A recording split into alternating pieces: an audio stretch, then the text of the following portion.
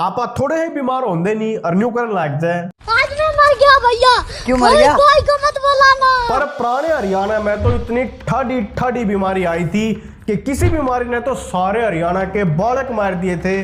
मतलब समझो इस बात का, एक भी बालक हरियाणा में टोया नहीं पाया था, सब मर गए थे। किसी बीमारी ने हरियाणा में लॉकडाउन लगवा दिया था, जिस लॉकडाउन का दर्द दुनिया ने ईब लग गया है, ईब देखा है, वो हमने पहले महसूस कर रखा। और एक तो बीमारी इसी भी थी जो हरियाणा में तब पैदा होकर विदेशा में पहुंच गई थी। आओ देखें थारे एरिया में किस डाल की बीमारी ने कद किसा तांडव मचाया था। आओ देखें।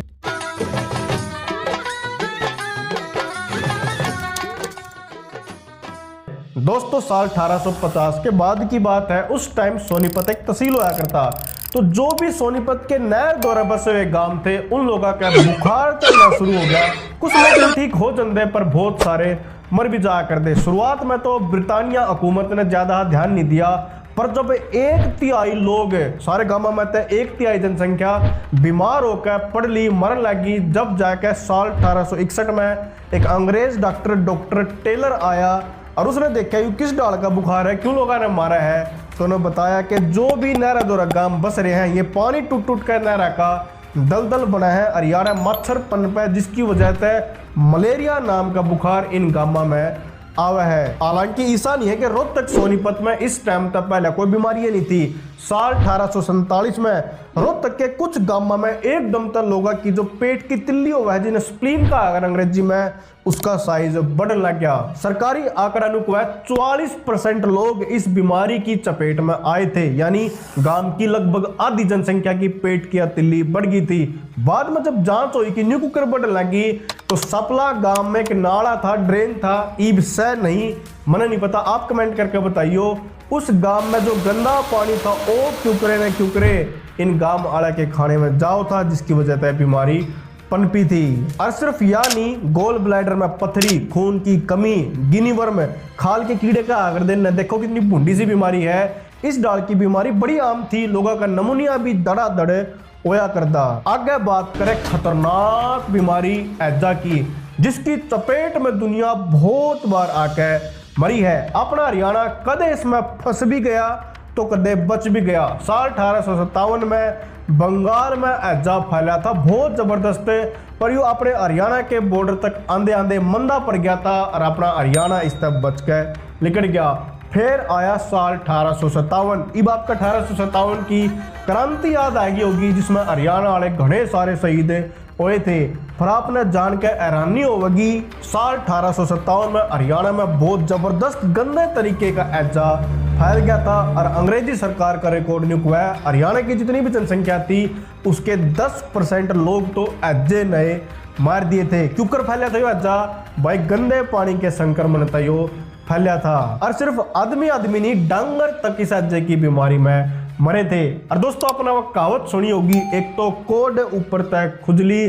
भाई 1857 की क्रांति और यो हैजा तो निमटे भी नहीं थे कि 1859-60 में हरियाणा में सूखा पड़ गया था, कुआं तक के पानी सूख गए थे। और हिसार डिस्ट्रिक्ट का डेटा हुआ है 21,500 आदमी और लगभग इस तक दुगने 40,000 के आसपास डांगर है हिसार के एरिया ने छोड़कर जमुना खादर के एरिया में जाकर बस गए थे। और यो आज वाला हिसार नहीं है, जिन भी जिले के मैं नाम ले हूँ, आज वाले जिले नहीं बल्कि पुराने जिले, बहुत बड़े बड़े एरिया इनके होया कर दे। अगर बात करें दोस्तों इसी बीमारी की जो हरियाणा में पैदा होकर विदेशों तक भी पहुंच गई थी। भाई हम तो हरियाणा वाले हैं, भाईचारे में बैंड के खाने में विश्वास करे हैं। यो हैजा साल 1881 में हरियाणा पंजाब में न्यूए गंदे पानी के संक्रमण तय पैदा हो गया था। और यह बीमारी फिर हरियाणा तक औंधी हुई, अफगानिस्तान, ईरान, रूस और यूरोप तक भी पहुंच गई थी। अब आप नहीं सोचो कि न्यू कुकर पहुंच गई भाई, तो भाई जांच हुई और दुनिया ने पहली बार पता लग गया था हरियाणा के इस बीमारी तय कि फिकल ओरल रूट तय भी हैजा फैल सका है। कैसे होता है फिकल ओरल रूट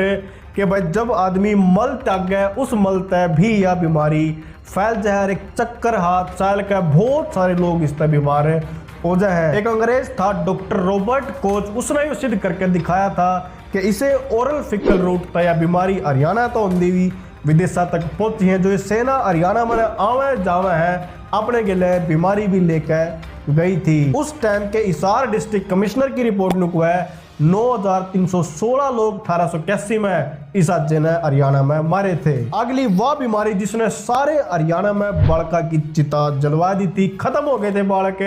इतनी खतरनाक बीमारी थी कि समझ में भी नहीं आता होया के और बालक खत्म है। इसका नाम था दिमागी बुखार।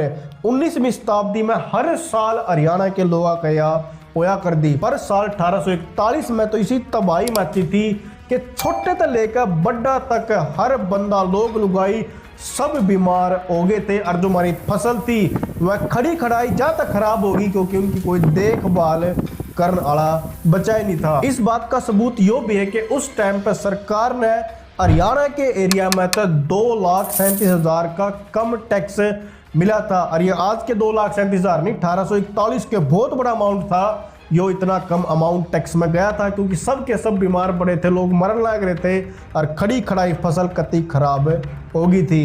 दोस्तों साल 1878 का रोहतक जिले का सरकारी आंकड़ा नुकवा 11,000 लोग दिमागी बुखार तक मरे थे। 1879 का अगले साल 20,000, पर 1880 में तो चाड़ा पैटा रोहतक में जाडा में 80,000, 4 गुना लोग पिछले साल तक रोहतक में मर गए थे। और इतने खराब हालत बने थे कि फसल पकी पकाई खड़ी थी, पर रोहतक में इस फसल ने काटनिया कोई नहीं था। सब के सब लोग बीमार थे और यह फसल खड़ी खड़ाई खराब हो गई थी। इस साल 1880 में तो रोहतक आने का कुछ समझ में ही नहीं आया कि इतने आदमी मर क्यों कर गए। इन्हें दवाई दुई तो ली नहीं। जो सरकार ने लॉकडाउन कोरोना में अपने ऊपर लगाया था, उस डाल का लॉकडाउन ये 1880 के रोहतक वाले खुद अपने ऊपर लाकर बैठ गए। अपने घर में रहे, चाहे तो ठीक होकर बाहर आए, ना तो घर के भीतरे भीतरे मर गए थे। फिर आया साल 1900। दुनिया खुश होगी कि 20वीं शताब्दी आएगी, कुछ नया होगा। पर हरियाणा थी दोस्तों, कुछ नया नहीं होया। साल 1900 में अटका दिमागी बुखार आया और इस बार पकड़ा अटका फिर हिसार जिला और बड़का में जो तबाही मची। दोस्तों सरकारी आंकड़ा नुक है 96% हिसार जिले के बालक इस दिमागी बुखार ने मार दिए थे। 96% का मतलब आप समझो लगभग हर बच्चा हिसार जिले का इस दिमागी बुखार में साल 1900 में मर गया था। फिर आया साल 1920। कत्तक आली बीमारी आप सब ने सुन रखा होगा।